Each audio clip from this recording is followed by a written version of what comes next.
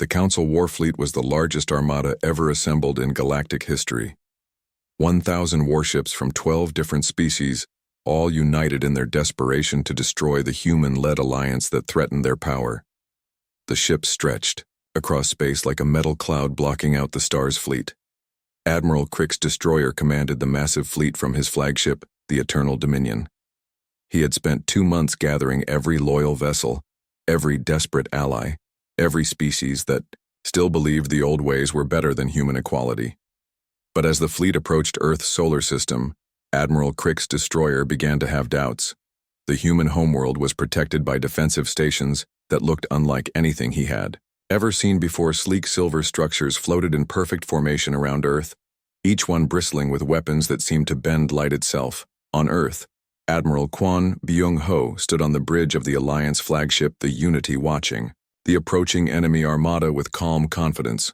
His ship was half the size of the Council flagship, but it represented something far more powerful than mere military might. Around him, officers from a dozen different species worked side by side. Humans directed Andromedan warriors who operated weapons designed by silicoid engineers, powered by Neptunian energy systems, and protected by Altaran-grown bio-armor. Lieutenant Oh Min-kyung monitored the communication systems where messages in 20 different languages coordinated the defense. "Sir, the Council fleet is demanding our surrender," she reported. Admiral Kwon Byung-ho smiled. "Tell them that Earth does not surrender. We innovate." The first shots came from the Council fleet, massive energy beams that could destroy mountains. But the Alliance defensive grid absorbed the attacks like a sponge soaking up water. The new shield technology developed by the combined Alliance species turned the deadly energy into harmless light. Captain Shin Woo-jin piloted his fighter from the hangar bay of Unity. His ship was a masterpiece of Alliance cooperation, human engineering, Andromedan weapons, silicoid computers, and Neptunian maneuvering systems, all working together in perfect harmony. Behind him flew a squadron of mixed-species pilots, humans, Andromedans, Altarans, and even some silicoids who had learned to fly, despite being crystal-based life forms. These council fools spent so long sitting in meetings they forgot how to fight. Captain Shin Woo-jin laughed over the communication system as his squadron dove into the enemy formation. The Alliance fighters moved like a school of fish, each pilot knowing exactly where the others would be. The Council ships tried to target them, but their weapons were too slow, their computers too outdated, their coordination too. Poor Captain Lee Jin-woo led another fighter wing in a sweeping attack on the Council's left flank. His pilots included former Council soldiers who had defected to the Alliance. When they saw how much better the new system worked, "Watch this," he called out as he targeted a Council cruiser with weapons that had been upgraded with Alliance technology. The enemy ship's shields collapsed in seconds, and the cruiser drifted helplessly in space. But the real surprise came when the Alliance revealed their newest starship's commander, Park. So Min commanded the Alliance battleship New Dawn, which had been built in complete secrecy, using technology that combined the best innovations from all member species. The ship was beautiful, sleek, and deadly, like a work of art that could destroy planets. Admiral Crick's destroyer watched in horror as the New Dawn appeared on his sensors. The ship was moving faster than anything he had ever seen. It was like trying to track lightning, impossible. He muttered, "How can they build ships that advanced in just 2 months?" His weapons officer tried to target the New Dawn, but every shot missed. The Alliance ship seemed to know where the attacks were coming before they were fired. The battle turned into a disaster for the Council fleet. Alliance ships danced around the slower Council vessels, destroying engines, disabling weapons, and capturing crew members with precision that seemed impossible. Engineer Han Yu-jin worked frantically in the engine room of a Council destroyer, trying to restore power to systems that kept failing. Her ship, the Vengeance, had been attacking an Alliance frigate when suddenly all their weapons stopped working. The Alliance ship could have destroyed them easily. Instead, a voice came over their communication system speaking perfect Council. "Standard Council ship, Vengeance. This is Captain Nam Soo-ho of the Alliance Defense Force. Your engines and weapons are disabled, but your life support is intact. Surrender now and your crew will be treated with respect." Engineer Han Yu-jin looked around at her fellow crew members. They were exhausted, frightened, and completely outmatched. The Alliance had defeated them without even trying to kill them, Captain. We should surrender. She called to the bridge. Our weapons cannot penetrate their shields. Our engines cannot match their speed. They are offering us mercy. Similar surrenders were happening. Throughout the Council fleet, ships that had expected glorious battle found themselves gently captured by an enemy that seemed more interested in ending the war quickly than in causing casualties. Admiral Crick's destroyer realized his fleet was doomed, but his pride would not let him surrender easily. He ordered his flagship to ram the Unity, hoping to at least take the Alliance commander with him. But Admiral Kwon Byung-ho had anticipated this desperate move. The Unity simply moved aside and used a tractor beam to stop the Eternal Dominion without destroying it. Fleet Admiral Crick's destroyer found himself a prisoner on the Alliance flagship, surrounded by the very humans he had come to destroy. Admiral Kwon Byung-ho met him in the conference room with representatives from all the Alliance species. You fought bravely, Admiral Kwon Byung-ho said respectfully, but you fought for the wrong cause. Your system was based on fear and exploitation. Ours is based on cooperation and respect, Admiral. Crick's destroyer looked around the room at aliens and humans working together as equals. It was something he had never seen before in all his years of service. How did you defeat us so easily, he asked. The Council fleet was the most powerful force. In the galaxy, Dr. Kim Tae-sung stepped forward carrying the small device that had started everything. When you have 12 species working together, each contributing their best ideas, you can accomplish things that no single species could achieve alone. Your fleet was powerful, but it was built on old thinking. Our fleet was built on new possibilities. The aftermath of the battle was unlike any victory celebration in galactic history. Instead of enslaving the defeated Council forces, the Alliance offered them a choice. Join the new system of equality or return to your homeworlds in peace. Most chose to join. Ambassador Park Hae-sun stood before the former Council of Five, who had been brought to the Alliance headquarters as prisoners of war. The old leaders looked broken and defeated. Their dreams of galactic dominance shattered forever. The old galaxy is dead, she announced. The age of exploitation and hierarchy is over. Welcome to the age of cooperation. The Zephyrian ambassador, who had once spoken so arrogantly to Captain Lee Dae-ho, now bowed his head in shame. We underestimated humans, he admitted. We thought you were servants, when you were actually the foundation of our civilization. One by one, the former Council species applied to join the Free Alliance. They agreed to treat all members as equals, to share knowledge freely, and to help defend each other from any future threats. Years later, Captain Lee Dae-ho walked through New Geneva Station, the Alliance's first joint construction project. The station was a marvel of cooperative engineering where beings from 50 different species worked, lived, and learned together. The corridors were wide enough for the largest Andromedans and comfortable for the smallest Alterans. The air was perfect for human lungs, but also suitable for species that breathe different gases. The gravity could be adjusted in different sections to accommodate everyone. Children of different species played together in the parks. Young humans learned, crystal growing from silicoid teachers, while alien students studied human poetry and music. An old Zephyrian approached Captain Lee Dae-ho and bowed respectfully. Captain, I wanted to thank you for what you did that day in the Council chamber. Lee Dae-ho looked surprised. Thank me for what? For showing us that there was a better way, the alien replied. For 50 years we lived in a galaxy built on fear and domination. Now we live in a galaxy built on friendship and cooperation. My grandchildren will grow up in a universe where no species is considered superior to another.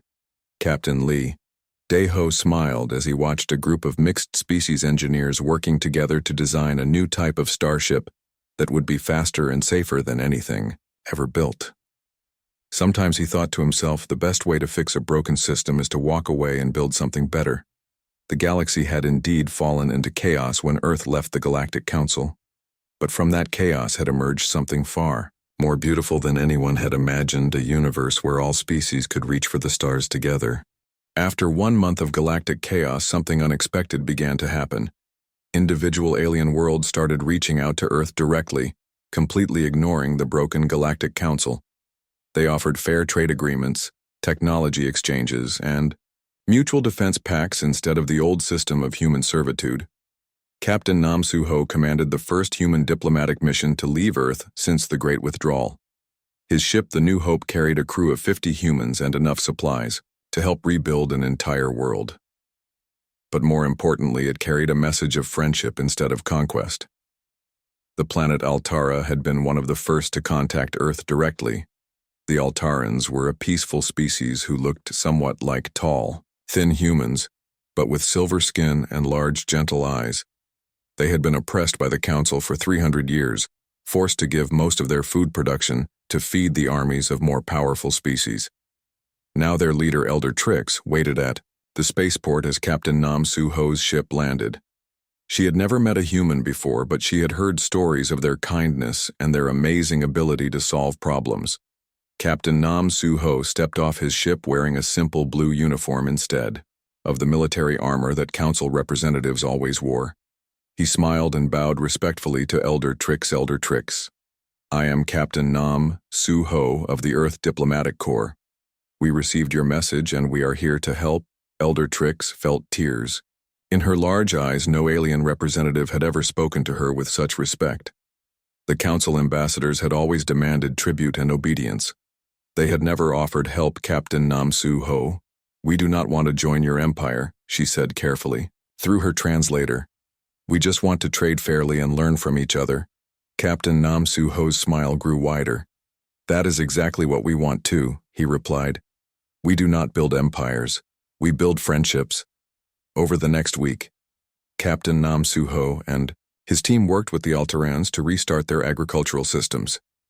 The human engineers studied the alien farming methods and found ways to improve them without changing the Altaran culture.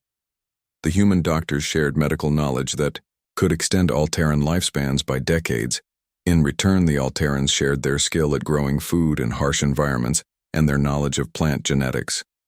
The trade was fair, equal, and beneficial to both species. Similar missions were launched to dozens of other worlds. Engineer Park Dong-min led a team to the crystal planet Silicos, where the silicon-based life forms had lived in beautiful crystal cities for thousands of years. But the Council had forced them to mine their own bodies to provide rare materials for alien technology. Their cities were broken and many silicoids were dying. The silicoids were amazed when the humans arrived, not to demand mining quotas, but to help rebuild their damaged civilization. Park Dong-min studied the unique crystal architecture and found ways to repair the broken structures using sound waves instead of traditional tools. The human team worked alongside silicoid engineers, learning their methods while sharing human knowledge. This is how the galaxy should work, Park Dong-min told his team as they watched young silicoid children play in the newly rebuilt crystal gardens. Everyone contributing their strengths, no one being exploited. The word spread quickly across the galaxy.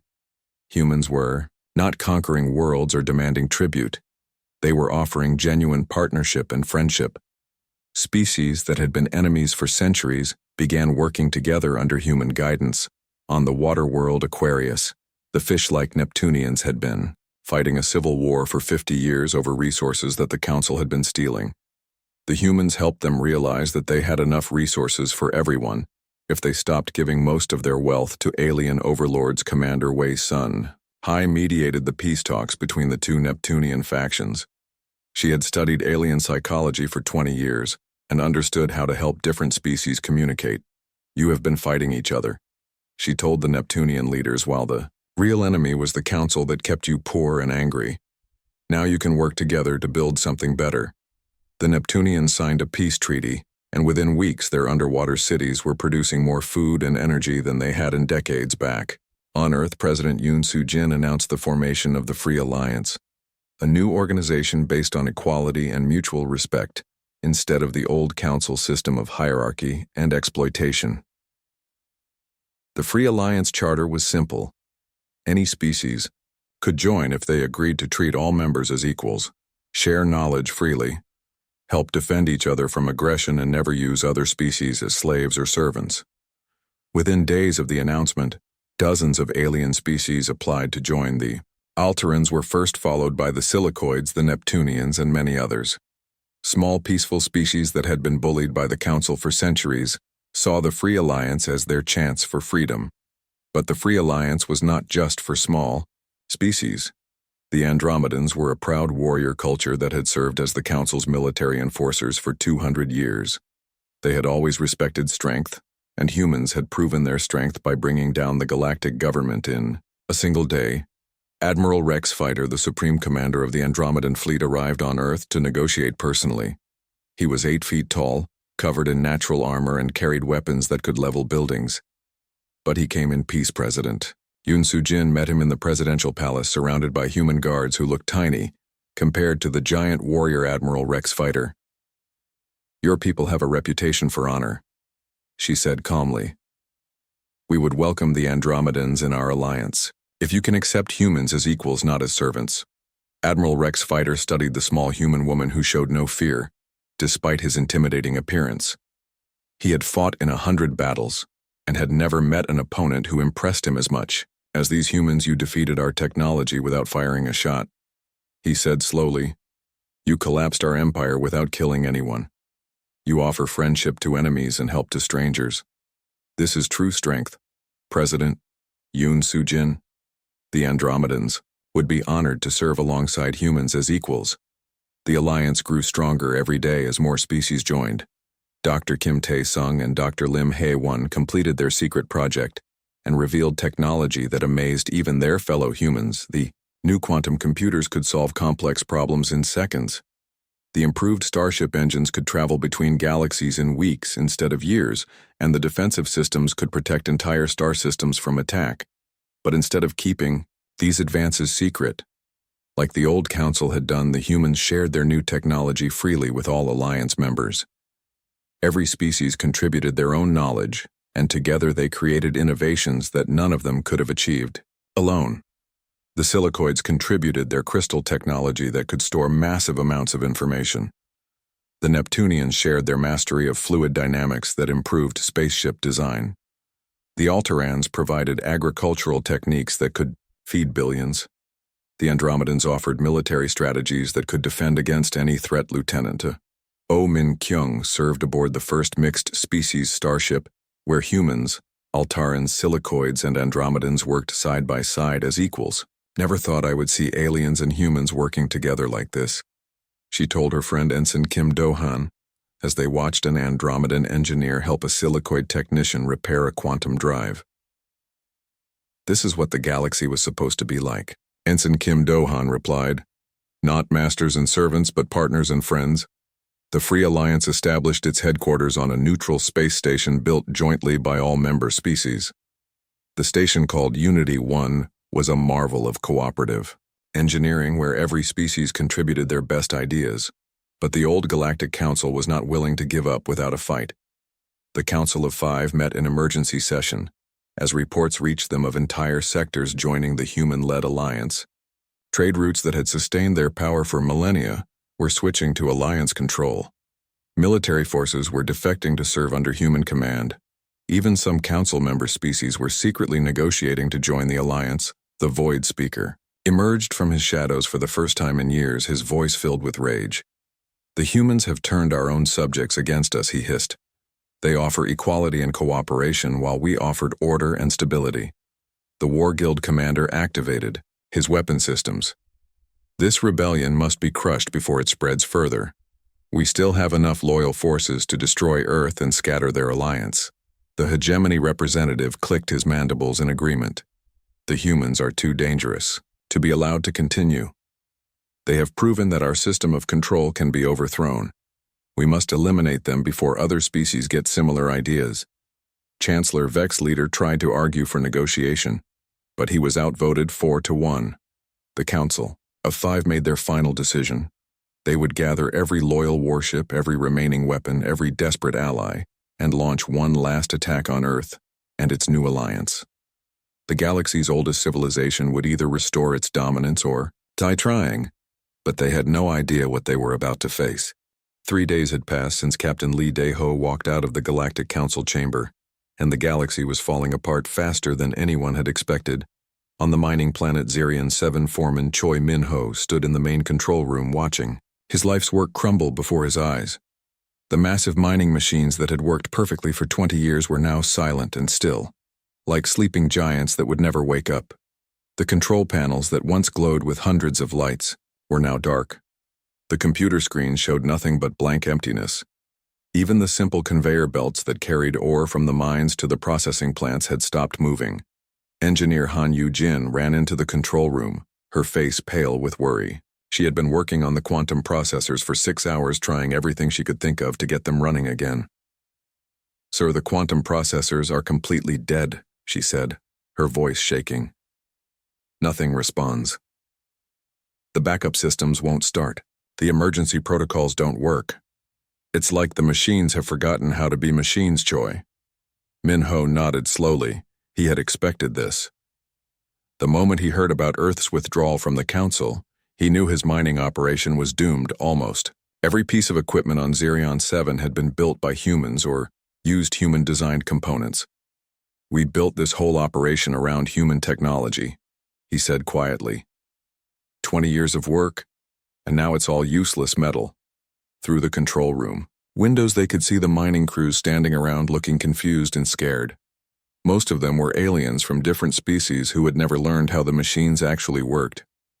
They had simply followed the procedures that human engineers had taught them. Now those procedures meant nothing because the machines wouldn't respond. Similar scenes were playing out on thousands of worlds across the galaxy on the trade world of Nexus Prime. Merchant Captain Lux Trader stood in his warehouse, surrounded by millions of credits worth of goods that he could no longer sell. His cargo ships were grounded because their engines used human-designed navigation systems. His communication arrays couldn't reach other star systems because they relied on human-built relay stations. Everything had stopped working at exactly the same time. Lux Trader was a hegemony citizen, and his people had always looked down on humans as a primitive species who were useful only for manual labor. Now he was learning how wrong his people had been. His assistant clerk Zix approached carefully. The young alien had always been nervous around his boss, but now he looked terrified. "Sir, we have received 17,000 complaints from customers about delayed shipments. The Galactic Bank is demanding payment for loans we cannot repay without trade income. The Shipping Guild is threatening to cancel all our contracts." Lux Trader sat down heavily on a cargo container. His trading empire that had taken 30 years to build was collapsing in less than a week, and there was nothing he could do about it because the humans who made it all possible were gone.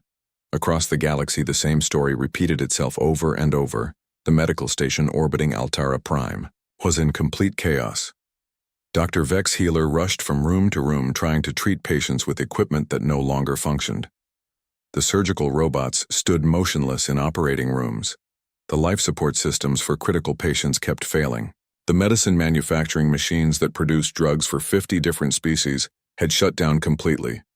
Nurse Aide Plix followed Dr. Vex Healer from room to room carrying basic medical supplies by hand, like doctors had done thousands of years ago. "Doctor, we have lost 12 patients today," she said sadly. "The heart replacement surgery for patient Zor cannot be completed without the cardiac machines. The brain scanner for patient Nick shows only static. The artificial blood maker has stopped producing anything." Dr. Vex Healer stopped walking and leaned against a wall. He was exhausted. Both he and Nurse Aide Plix had been working without rest for 3 days, trying to save lives with primitive medical tools. "I trained for 40 years to become a doctor," he said bitterly. "But all my knowledge is useless without human technology. I can diagnose diseases, but I cannot treat them. I can see what is wrong, but I cannot fix it. We have become dependent on machines. We do not understand." The worst part was that this was happening everywhere. Medical stations throughout the galaxy were struggling to keep patients alive without the advanced equipment they had relied on for decades. But nowhere was the collapse more dramatic than in the military fleet. Admiral Crick's destroyer sat in his command ship, staring at screens that showed nothing but error messages. His mighty war fleet, the pride of the hegemony military, was floating helplessly in space. The ships could not move because their engines used human-designed power cores. The weapons could not fire because their targeting systems relied on human-written software. The shields could not activate because their generators needed human-made components. Admiral Crick's destroyer had commanded fleets for 60 years. He had conquered 12 star systems and defeated enemies that other commanders had thought invincible. But now he could not even get his ships to turn left or right. His second-in-command, Captain Tsar Warrior, approached, his command chair with a long list of problems. "Sir, the engine crews report complete power failure in all human technology sections. The weapons crews cannot access firing controls. The navigation teams say their computers show only gibberish. The communication arrays can barely reach the other ships in our own fleet." Admiral Crick's destroyer crushed the report in his hands. "How did we become so weak?" he demanded. "How did we let the humans become so important that we cannot function without them?" The answer was simple but painful. Over 50 years, the aliens had become lazy. They had let humans do all the difficult work while they focused on politics and power. Now they were paying the price for their arrogance. On the council station itself, chaos ruled the hallways. Chancellor Vex, leader of the Trade Federation, paced back and forth in his private office. His beautiful view of the 3-star systems was blocked by dead communication arrays and dark sensor platforms. The station itself was slowly dying. Without human maintenance, the air recycling systems were producing strange smells. The artificial gravity fluctuated randomly, making everyone feel sick. The food processors could only make basic nutrient blocks instead of the fancy meals that council members expected. But the worst problem was communication. Almost every long-range communication system in the galaxy used human-designed components. Now the different sectors of galactic civilization could barely talk to each other. Chancellor Vex leader's assistant information clerk Dix brought him another stack of emergency messages. "Sir, we have received desperate calls from 847 different worlds. All report complete technological failure. Most are requesting immediate human technical assistance. Several are offering to pay enormous sums for just one human engineer." Chancellor Vex leader threw the messages across his office. The papers scattered everywhere. "They want human help," he shouted, "but the humans are gone. They refuse to answer our calls. They have withdrawn to their home system and they ignore every message we send." The irony was crushing. For 50 years, the council had treated humans like servants who should be grateful for the privilege of serving their alien masters. Now those same aliens were discovering that they needed humans far more than humans needed them. Emergency reports continued to flood in from across the galaxy. The agricultural world of Harvest 3 could not process food without human-designed machinery. Billions of people faced starvation. The manufacturing hub of Factory 9 could not produce anything because all their assembly lines used human robotics. The defensive fortress of Shield Station had no weapons that could fire and no sensors that could detect approaching enemies. Planet after planet, star system after star system, the same message kept repeating: human technology offline. All systems failing. Requesting immediate assistance. But the humans were not responding. On Earth, President Yoon Soo-jin sat in her office reading the thousands of distress calls that arrived every hour. Her advisors wanted her to at least acknowledge the messages, but she refused. Communications Officer Jung-Min Woo entered her office with the latest batch of emergency transmissions. "Madam President, the Zephyrian ambassador is offering to triple all human salaries. The hegemony promises to give humans full citizenship rights. The Trade Federation wants to make humans equal partners in all business deals." President Yoon Soo-jin looked out her window at the blue sky and green forests of Earth. It felt good to be home after so many years of living on alien stations and breathing recycled air. "They had 50 years to offer us those things," she said calmly. "Why should we believe them now when they only offer fairness because they need us?" She was right. The aliens were not offering equality because they believed humans deserved it. They were offering it because their civilization was collapsing without human knowledge and labor. Communications Officer Jung-Min Woo cleared his throat nervously. "Madam President, some of our own people are asking if we should help. The medical stations are reporting thousands of deaths. The agricultural worlds are facing famine." President Yoon Soo-jin turned away from the window and looked at her aide with steel in her eyes. "Our people died in their wars for 50 years, she said quietly. "Our engineers worked without rest. To build their machines, our doctors treated their wounded. While they received second-class medical care, our teachers 2 weeks had passed since the Great Shutdown and the galaxy was in complete panic. The proud alien civilizations that had ruled for thousands of years were now helpless like children who had lost their parents on the agricultural world of green. Valley Prime farmer leader Nax Grower sat in his dead control center, watching his crops die in the fields. The automated watering systems had stopped working. The soil analyzers that told him when to plant were silent. The harvesting machines stood, like metal scarecrows in the middle of rotting food. His aid worker bot clicks brought him the daily death count. "Sir, we have lost 60% of this season's harvest. The food storage units are failing without power. The transport ships cannot launch. To deliver food to other worlds, we estimate that 12 billion people across 7 star systems will face starvation within 1 month." Farmer leader Nax Grower had lived for 300 years and had never seen anything like this. His people, the chlorophytes, were plant-based life forms who had mastered agriculture across dozens of worlds. But all their mastery meant nothing without the human-designed machines that made large-scale farming possible. "We grew food for 1,000 worlds," he said sadly. "Now we cannot even feed ourselves." The situation was even worse in the heavily populated industrial sectors on Factory World. Prime Manufacturing Director Zek Builder watched his empire of production lines stand silent and useless. Every single assembly robot, every conveyor belt, every quality control system had been designed or improved by human engineers. Now the factories that had produced everything from starships to children's toys were nothing more than empty buildings filled with expensive junk. His assistant progress monitor, Wix, counted the economic damage. "Sir, production is at 0 across all facilities. We have canceled 8,000 orders for starship parts. We cannot complete the defense contracts for 18 different militaries. The economic losses are now calculated at 400 trillion galactic credits per day." Manufacturing Director Zek Builder laughed bitterly. 400 trillion credits worth of nothing, because they had been too proud to treat humans as equals. But the crisis was worst of all in the military sectors, where commanders were discovering that their mighty fleets were helpless. Without human technology, Fleet Admiral Crick's destroyer floated in his command chair aboard his flagship, watching his officers try desperately to restore basic functions to their war machines. The ship could not move, could not shoot, and could barely maintain life support. His weapons officer, Gunnery Chief Vax Shooter, approached with the latest failure report. "Sir, we have tried to bypass the human systems, but every workaround causes more failures. The backup weapons cannot target anything beyond visual range. The manual flight controls respond too slowly for combat. The communication systems can only reach ships within shouting distance." Fleet Admiral Crick's destroyer felt old and useless.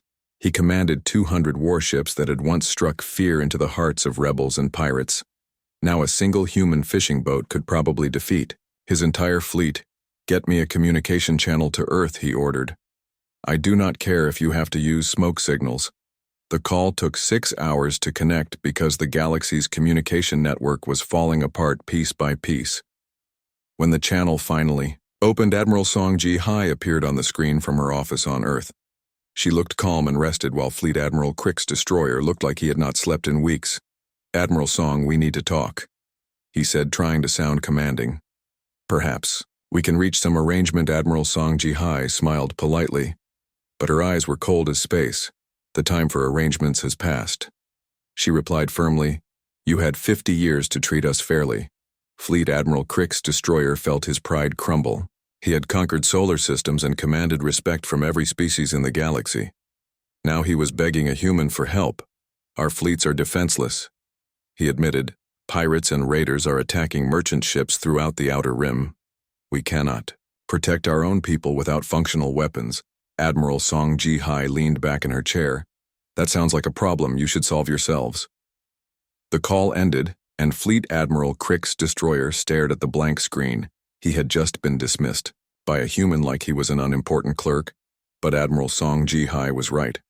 Pirates and raiders were taking advantage of the chaos in the broken asteroid belt.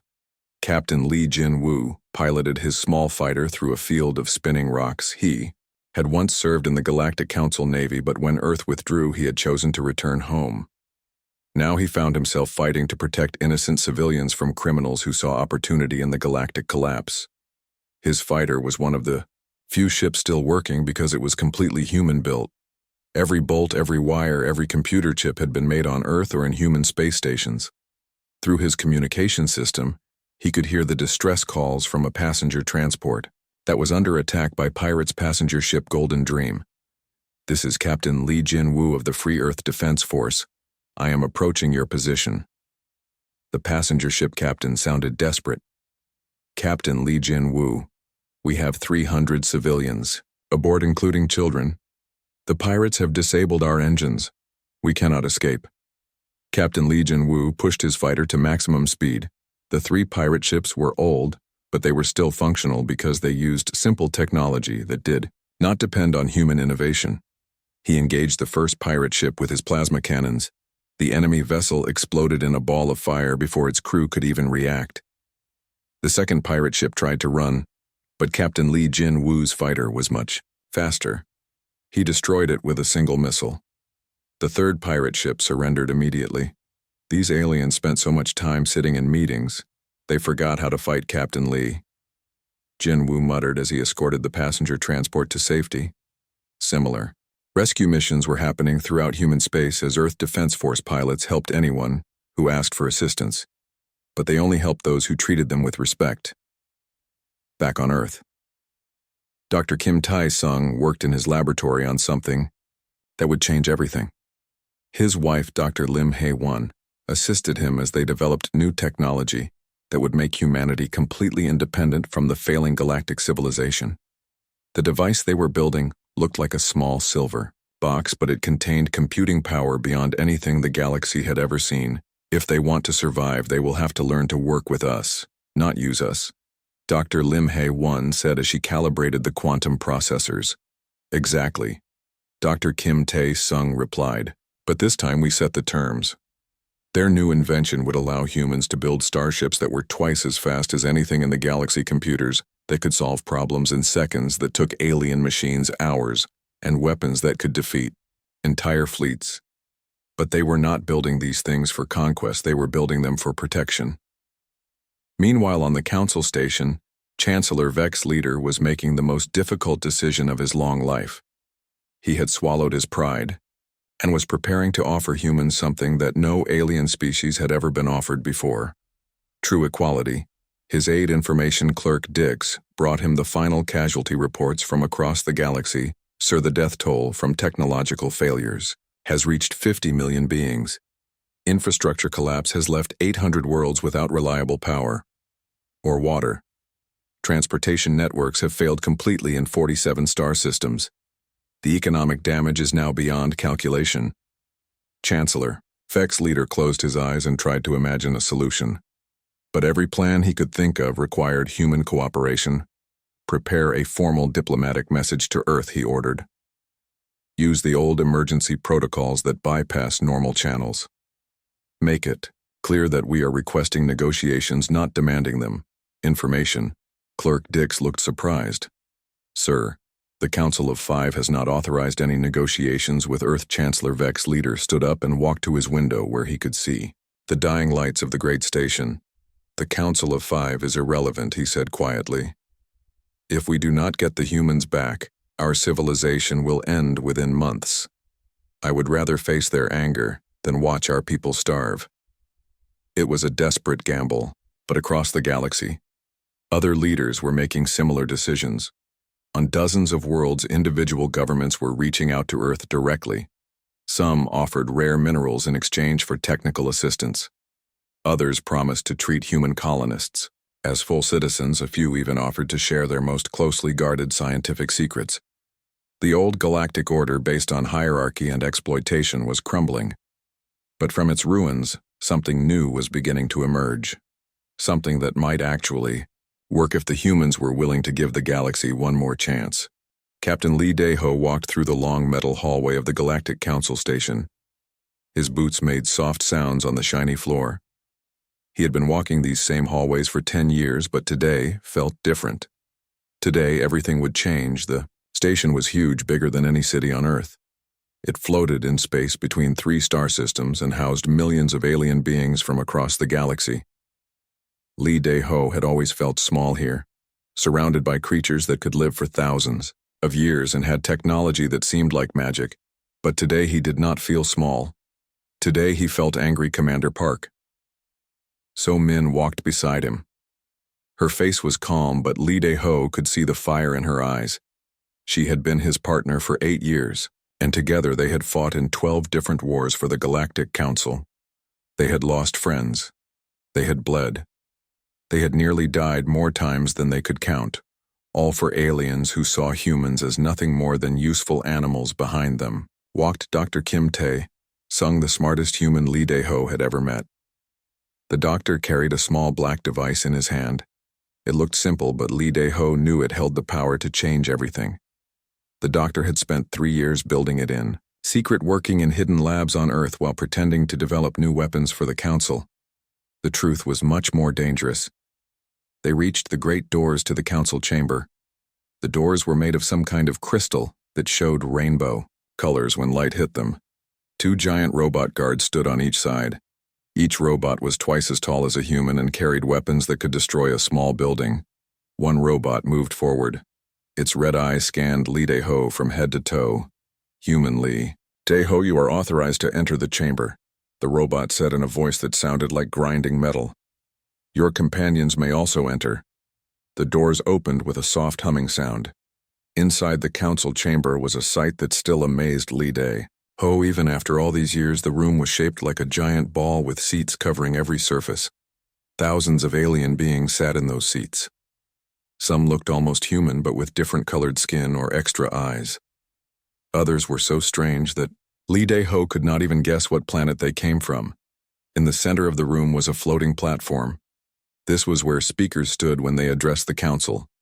The platform could move up and down and turn in any direction so everyone could see the speaker. High above them all sat the Council of 5. These were the most powerful beings in the galaxy. The Zephyrian ambassador with his blue skin and 4 arms. The hegemony representative who looked like a giant insect covered in gold armor. The Trade Federation chancellor whose body seemed to be made of living metal. The War Guild commander who was basically a walking tank with dozens of weapons built into his body. And finally, the mysterious void speaker who no one had ever seen clearly because shadows always surrounded him. Lee Dae-ho stepped onto the floating platform. The platform rose up slowly, giving him a view of the entire chamber. Thousands of eyes, tentacles, and sensors turned to look at him. Some aliens whispered to each other in languages that sounded like music or static or growling park. So Min and Dr. Kim Tae-sung remained on the floor below, but Lee Dae-ho could feel their support. The Zephyrian ambassador spoke first. His voice came through speakers. Around the chamber translated into every language at once. Human Lee Dae-ho, you have requested this emergency session. What matter is so urgent that it cannot wait for the regular monthly meeting. Lee Dae-ho took a deep breath. He had practiced this speech many times, but now that the moment was here, his heart was beating fast. For 50 years my people have served this council, he began. His voice was steady and strong. We have followed every law, paid every tax, sent our soldiers to fight in every war. You asked us to build your machines and we built them. You asked us to fix your problems and we fixed them. You asked us to die for your causes, and we died. The chamber was completely quiet now. Even the usual background noise of translators and whispers had stopped. We believed we were part of something greater. Lee Dae-ho continued. We believed we were building a better galaxy where all species could work together in peace. But we were wrong.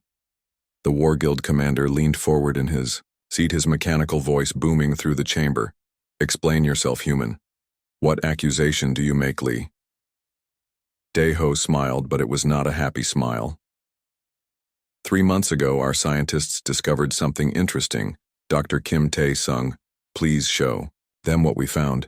Down on the floor, Dr. Kim Tae-sung activated his black device. Suddenly, every screen in the chamber lit up with information. Numbers, graphs, charts, and recordings filled the air. The aliens began to murmur and click and buzz as they saw what the humans had discovered. "These are your real military records," Lee Dae-ho said loudly. "The ones you thought we could never access. They show the truth about every war we have fought for you." The first graph showed casualty numbers in every single conflict. Human soldiers had been placed in the most dangerous positions. They were always the first to attack and the last to retreat. The death rates for human forces were 10 times higher than for any alien species. The second chart showed technology distribution. While humans invented new weapons engines and medical devices, the best versions were always kept by the alien species. Humans received older, weaker versions of their own inventions. The third set of data was the most damaging. It showed that the Council had been deliberately starting conflicts just to test human military abilities. They had been using wars as experiments with real human lives as the test subjects. The Void Speaker finally moved in his seat. Shadows swirled around him as he spoke. "These records cannot be authentic. No species has clearance to access classified Council data." Dr.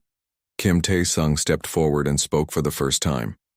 "We didn't need clearance," he said calmly. "We built your computer systems. We designed your security protocols. We created the programs that run your entire civilization. Did you really think we couldn't find a way in?" The chamber exploded into chaos. Aliens jumped from their seats, shouting in dozens of languages. Some demanded that the humans be arrested immediately. Others called for an investigation into the leaked data. Security robots began moving toward the platform. But Lee Dae-ho held up his hand, and somehow the noise died down. "There is more," he said.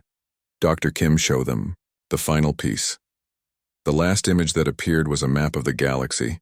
It showed every human colony, every human ship, every human installation. And then it showed what would happen if all of it suddenly disappeared. Every trade route would collapse. Half of all mining operations would stop. Most of the galaxy's manufacturing would shut down. The alien civilizations had become completely dependent on human labor, human innovation, and human problem-solving, without even realizing it. "You see, Lee," Dae-ho said quietly, "we are not your servants. We are not your slaves. We are the foundation that holds your entire civilization together, and we are tired of being treated like we don't matter." The Council of Five looked at each other. The Zephyrian ambassador spoke again, but now his voice was less confident. "Human Lee Dae-ho, what exactly are you proposing?" Lee Dae-ho straightened his shoulders. "I am not proposing anything," he said. "I am telling you what is going to happen. Effective immediately. Humanity is withdrawing from the Galactic Council. We are taking our technology, our knowledge, and our people, and we are going home." The War Guild commander stood up, his weapons systems charging. "You cannot leave, human. The Protection Treaty binds your species to the Council for 500 years, Park." So Min stepped forward, her hand resting on her weapon. "The Protection Treaty was signed under false pretenses," she said. "If you want to try to enforce it, you are welcome to try. But I think you will find that difficult when all your ships stop working." Dr. Kim Tae-sung smiled and pressed another button on his device. Somewhere in the depths of the station something went wrong. The lights flickered.